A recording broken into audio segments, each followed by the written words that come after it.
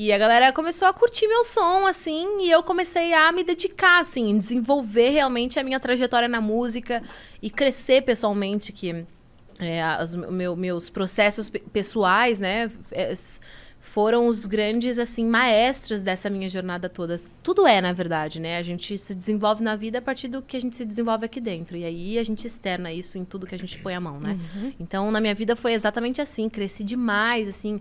Vivi muita coisa incrível. Tipo, uma indicação ao Grammy. Tipo, quê? Dani, eu perdi. Daí que eu perdi. Eu tava lá, toda linda. Fazendo Entendeu? E a Rosalia, tipo, meu, que surto, assim. Onde que foi? Foi em Las Vegas. Tudo. Fui pra Vegas, Você foi pra mano. Vegas, Tipo cara. assim, mas fui pra Vegas não turistar. Por uma indicação ao Grammy. Grammy, minha querida. Entendeu? Não, mas eu Que tenho foi um indicado? negócio dentro de mim Foi de o- voltar lá e pegar Foi uma o ainda. Gente que foi indicado? Foi o Gente. Nossa, que orgulho eu tenho de falar disso. Pelo amor de Deus. Gente, foi assim, uma coisa. Foi um uma obra. momento, foi uma obra. E assim, modéstia à parte, porque eu considero, quando eu elogio esse trabalho, todo mundo que foi envolvido. E a grandeza da arte, que ela é maior muito do que o artista, né? Então, quando eu elogio uma obra de arte como Gente, não é me vangloriando, não é porque eu produzi, é porque aquilo se tornou maior do que eu. E é isso, né? Eu acho que nossa, é muito lindo quando o artista pode observar a arte dessa forma, deixando ela livre para ela se tornar até maior que ele. Isso é legado, né? Eu vou morrer, Sim. mas minha arte vai ficar ali, ela Exato. é eterna. E então, Gente, foi maravilhoso porque foi meu último álbum no gospel e foi um álbum muito desbravador porque eu queria deixar um legado. Muito louco, porque eu não sabia que eu ia fazer quando eu ia fazer essa transição, eu sabia que é um dia. Mas é muito interessante agora que eu fiz essa transição observar que o meu último álbum no gospel foi um trabalho tão desbravador e que eu creio que deixou um legado, porque trouxe essa narrativa de o crente também é gente. Então, existe a necessidade da gente falar sobre outras temáticas além da temática religiosa. Porque a gente experimenta essas coisas da vida. 2, são nesses pontos da vida que a gente consegue se relacionar com o próximo. Se a gente tira essa relação humanizada, sobra a relação talvez só religiosa. E a gente sabe que a religião ergue muitos muros. Então, se a gente só depender dela para se relacionar, vai ser muito difícil da gente se relacionar.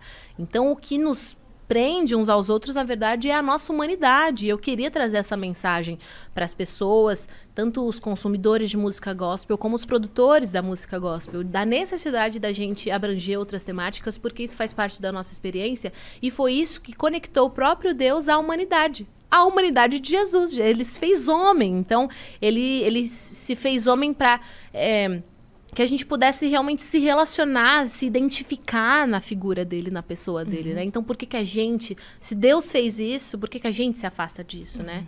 Então, Gente, foi muito desbravador. E veio de um processo pessoal. Foi quando eu comecei a fazer terapia, quando eu comecei a descobrir minhas emoções, descobri que eu não era falta de Deus, não era pouca oração, era...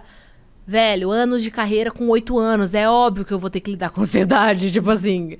Hoje eu lembro que eu tinha crises de ansiedade nos estúdios e ninguém sabia o que era. Eu não sabia o que era. E eu carreguei isso por muitos anos. Então cheguei naquela fase onde eu precisei tocar dentro de mim, sabe? Tocar em mim, abrir gaveta, mexer. E eu Olhar falei, pra dentro. a gente não pode só ficar cantando sobre uma espiritualidade que é distante. A gente tem que falar sobre uma espiritualidade que ela é real, ela é palpável. E essa espiritualidade muitas vezes são as nossas emoções. A gente é um todo, né? Um todo. A gente é uma tricotomia, corpo, alma e espírito. Não se tira uma parte. A gente é um todo.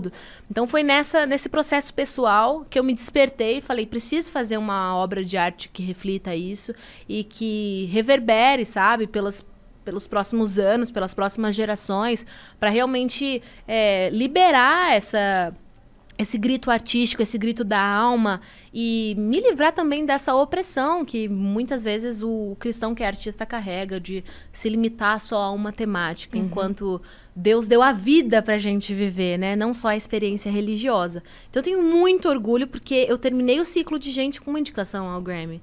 E eu não acreditei, foi um ano depois, assim, do lançamento, eu achei que já estava feito tudo que tinha pra ser feito. Quem que produziu, gente? O nome dele é Johnny S., ele é um baita de um produtor. Foi muito legal trabalhar com ele. Então, e foi um álbum, assim, que ajudou tanta gente. Eu tenho muito orgulho. Você furou a bolha, cara. Porque Foi muito você não legal. tava furando a bolha. Por exemplo, você chegou numa comunidade de amigos minha que não é nem cristão, tá ligado? Esse sempre foi o meu objetivo, né? Assim, meus pais, eu carrego muito esse DNA dos meus pais. Na época que eles eram líderes de igreja, eles eram muito pra frentex, assim. A nossa igreja era uma igreja bem tradicional. Inclusive, quando eu cantei na TV pela primeira vez, não podia cantar gospel. Então, eu cantei, sei lá, Ruge, Vanessa Camargo.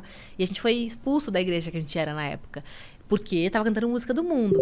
E meus pais sempre me conscientizaram, tipo, Deus não tem nada a ver com isso, a gente vai encontrar uma outra comunidade que entenda, mas o seu sonho provavelmente é Deus que tá, senão as coisas não... nele, né? Senão as coisas não estariam acontecendo. Então não precisa abrir mão do seu sonho, porque alguém te falou que você não pode cantar essa música, sabe?